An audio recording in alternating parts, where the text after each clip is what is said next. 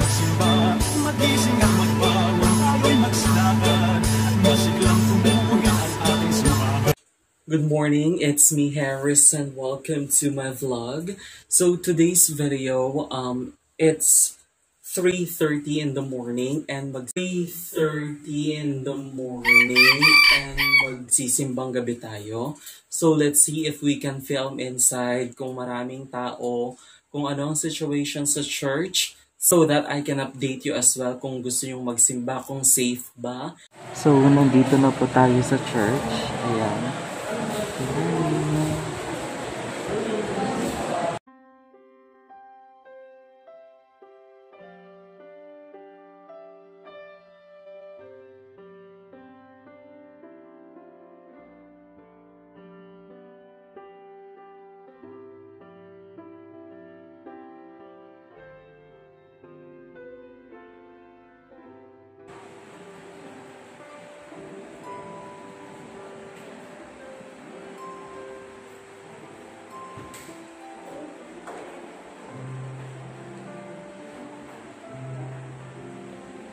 Nakakapanibago.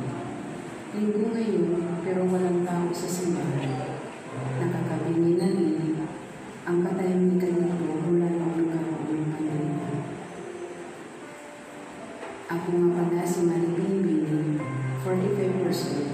Ako ang sekretary at Paris Area Coordinator ng Nuestra Señora de Rosario Chapel at ako rin ang orkestra ng Santa Rosario Parish. Malaki ang nabago sa buhay ko mula nung nagsimula akong maglingkod. Nagsimula ako sa pagiging miyembro ng Legion of Mary. Doon pa lang ay marami na dumating sa akin ng mga blessings. Dito rin nagsimula na magkaroon ako ng kakilala at mga kaibigan sa ating barangay. At nililibig ko na gawin ka sa aking kaluluwa. Sapagkat sa mga sandaling ito, hindi kita matatanggap sa sakramento.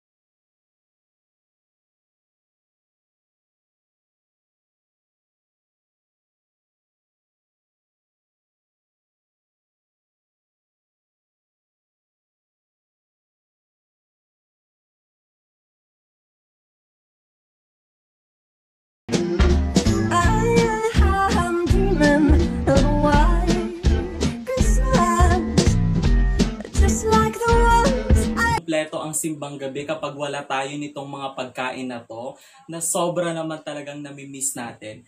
So meron tayong puto bumbong. Meron din ako nitong bibingka and suman sa latik. So shout out dyan sa mga taga Isabela. We call this suman sa latik binalay. So meron kaming binalay festival sa Isabela, sa Ilagan. So ayun, yun yung namimiss ko sobra kasi talagang makikita mo yung vibe sa streets, nakasabit tong mga to. And lahat yan pinapamigay for free. So tikman natin siya isa-isa. And in order ko lang to kasi wala naman nang nagtitinda dyan sa labas masyado. And ang sarap lang nung feeling, nakaka-miss yung ang daming nagtitinda dun sa labas, ang daming options. So tikman natin siya isa-isa. So unahin natin to. Ito yung puto bumbong. Originally ito, ang toppings lang niya dati, margarine at saka coconut. Pero syempre nag-e-evolve yan. Meron na siyang leche flan. Ayan, kapag nakita mo, margarine, makapuno. So talagang sobrang nag-evolve na. So tignan natin kung ano yung lasa niya compared noon. Ayan. So tikman natin. Ayan. I'm so excited. If you would like to order, then just PM me, i-message nyo ako sa Facebook ko, Harris Duco, para ma-message ko yung friend ko na in-orderan ko online. Sobrang sarap and sobrang bait niya. Kasi sabi ko, pwedeng padagdagan ng makapuno. Sabi niya, sige po. So, eto. Kailangan big bite dapat. Ayan.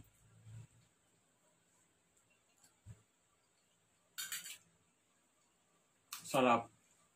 Tapos meron siyang condensed milk as well. Sobrang perfect na dito.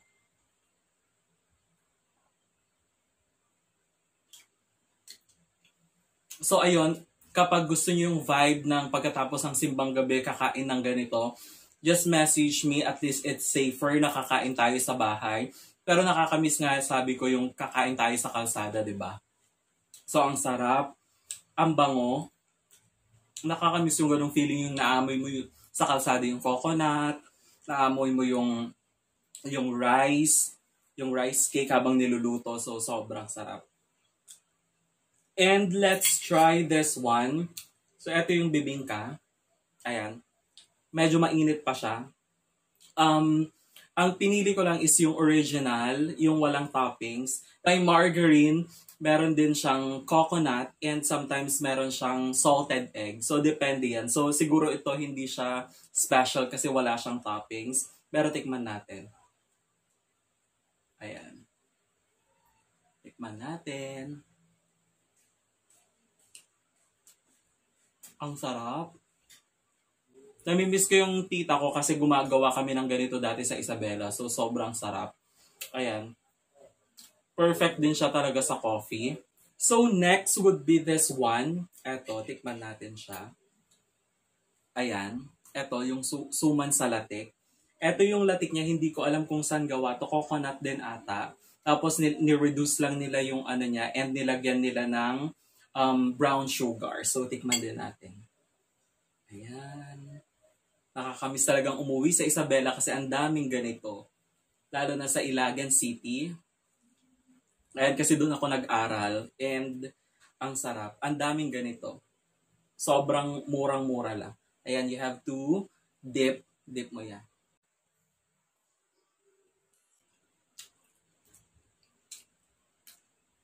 Ang sarap, sobra. Ayan.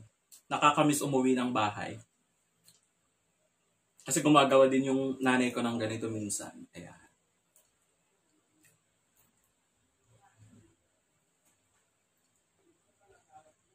Ang sarap. Sobra. Kaming mga Ilocano, minsan ang ginagawa namin dito is inangit. Inangit, kung alam nyo. Niluluto lang siya sa gata, tapos sinasawsaw lang siya sa asukal. So, white sugar or brown sugar, tapos black coffee. Ayan. Ang sarap.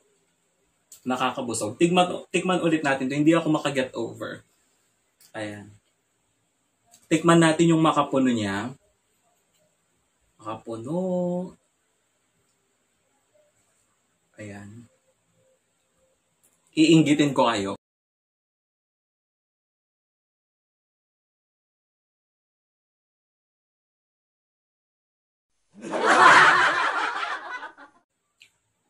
Ang lambot nung ano niya, cake niya, yung rice cake niya, ang sarap nung makapuno, ang sarap nung leche flan, talagang sulit yung ano mo, 70 pesos. Ayan.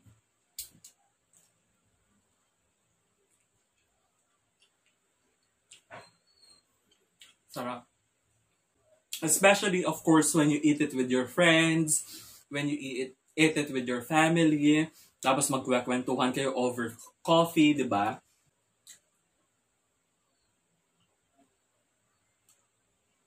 And of course, yung mga kasama nating magsisimba, yun yung masaya. Of course, yung mga magsisimba dyan, so yung social distancing, magsuot ng mask, magsuot ng face shield. And dito sa Pasig, meron kaming QR code. So kapag wala ka nun, hindi ka pwedeng pumasok sa church. So kailangan talaga you have one. Ayan. So eto, malapit ko nang maubos yung isa. Ayan. Sobrang sarap niya.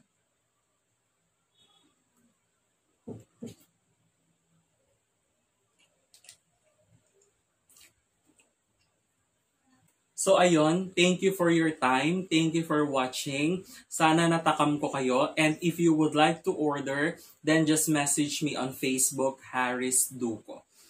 And so 70 pesos lang to. Eto 50. And eto, yung suman salatik, it's just 50 as well. So, sobrang sarap, nakakabusog, and at the same time, yung hinahanap nating vibe, yung hinahanap nating feeling dati na pagkatapos ng simba, kakain tayo nito. Ito, it's perfect for family and friends. Ayan, pagkatapos ng church. So, I hope you enjoy my video. Please don't forget to subscribe, Harris Duco, and click the notification so that you will be updated on my videos. Okay, so thank you, Merry Christmas, and a Happy New Year.